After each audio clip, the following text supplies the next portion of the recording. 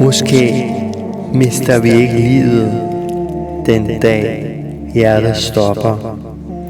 Måske mister vi det hver gang vi forlader os selv.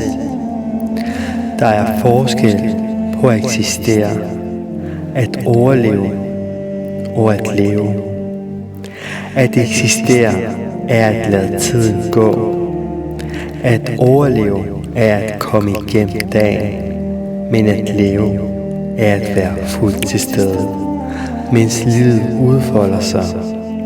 Alligevel lever mange det meste af deres liv et andet sted.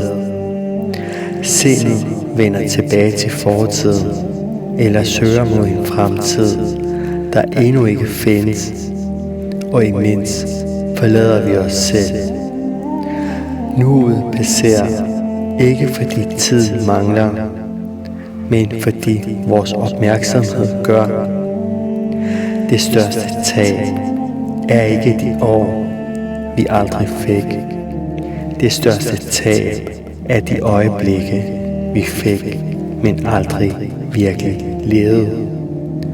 For et menneske kan gå igennem et helt liv, uden nogensinde virkelig at træde ind i det. Livet findes ikke i fortiden. Det venter ikke i fremtiden. Det findes kun i dette øjeblik. Stop. Vær stille. Lad tankerne falde til ro. Vend tilbage. Ikke til fortiden. Ikke til fremtiden. Men til dig selv.